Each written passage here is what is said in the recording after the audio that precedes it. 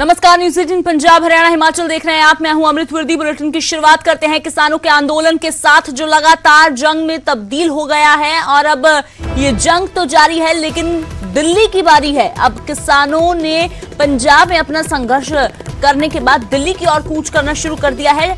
26 और 27 नवंबर का दिन रखा गया था दिल्ली जाने के लिए। हालांकि कल ही किसानों के काफिले दिल्ली की ओर बढ़ने लगे, लेकिन उससे पहले जो हरियाणा सरकार की, हरियाणा पुलिस प्रशासन की तस्वीरें जगह जगह से सामने आई, उसने बता दिया कि किस कदर चिंता जो है वो हरियाणा की बड़ी हुई है। तो आपको बता दें कि किसान दिल्ली कूच कर रहे हैं, लेकिन उससे पहले चाहे शंभू बॉर्डर हो, खनौरी बॉर्डर हो, या तमाम जो रास्ते डब वाली मंडी या जितने भी रास्ते जो हरियाणा में एंटर करने के लिए इस्तेमाल किए जाते हैं, उन सभी रास्तों पर जो पूरी तरह से भारी पुलिस बल तैनात किया गया है। बैरिकेडिंग की कई लेयर्स नजर आ रही हैं, बड़े बड़े पत्थर जो है वो लगाए गए हैं। कई जगहों पर कंडियाली तारों का इस्तेमाल किया गया है ताकि किसानों को रोका जा सके।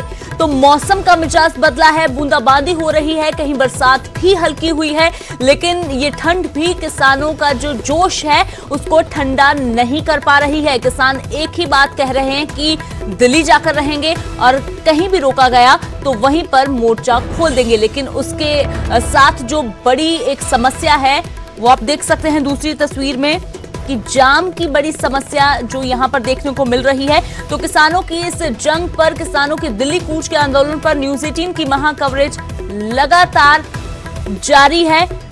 तो हमारे सहयोगी जगह जगह पर मौजूद हैं, आपको ग्राउंड जीरो से तस्वीरें दिखाएंगे। कल रात किस तरह के हालात थे, कल रात को क्या कुछ हुआ, किसान बॉर्डर पर कितने पहुंचे, सुरक्षा किस तरह की थी, किसानों को रोकने के लिए क्या तौर तरीके अपनाए गए, हमारे सहयोगी गौरव शुक्ला ने जायजा लिया। आपको दिखाते हैं।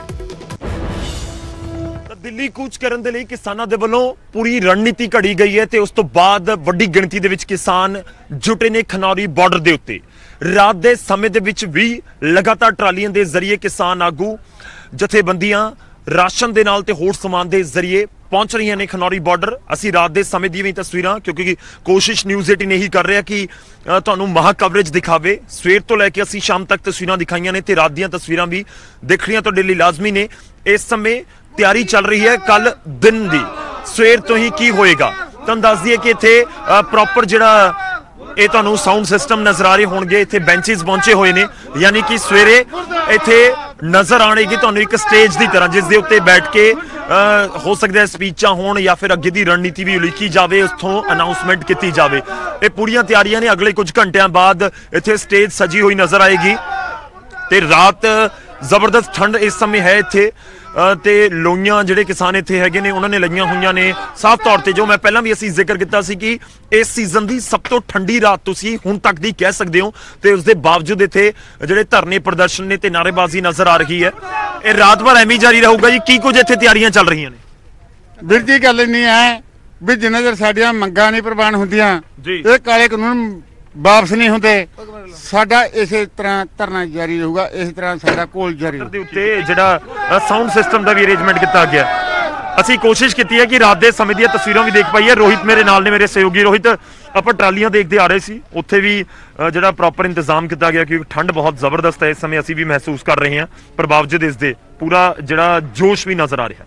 जी बिल्कुल तुसी देख सकते हो कि रात के करीब 11 बज चुके हैं, पर फिर भी किसान आगू हले तक उसे जोश च नज़र आ रहे हैं, क्योंकि असीं सवेरे 8 बजे तो लैके कवर कर रहे हैं। जिहड़ा जोश है किसानां दा सानू हले तक ठंडा पैंदा नज़र नहीं आ रहा। नौजवान जिथे खड़े ने उत्थे इसे धरने विच बजुर्ग भी रात के 11 बजे तक तुहानू बजुर्ग जागदे देख रहे हैं। बजुर्गों वालों ड्यूटी कीती ने। असीं कुछ ट्रालियां दा रुख कर लैने। तुसीं देख रहे हो कि किस तरह ट्रालियां दे विच जिहड़ियां LED लाइटां दे जरिए लगाईयां गईयां। किसान जिथे किस तरह आराम कर रहे हैं, किसान किस तरह अपनी रात बिता रहे हैं। कुछ सामने सानू ट्रालियां नज़र आ रही हैं, असीं उधर रुख करांगे, किसानां दा रुख करांगे, किसानां नाल गलबात करांगे। ਅਸੀਂ ਜੀ ਸਾਰਾ ਬੰਦੋਬਸਤ ਕਰਕੇ ਚੱਲੇ ਆ ਘਰੋਂ।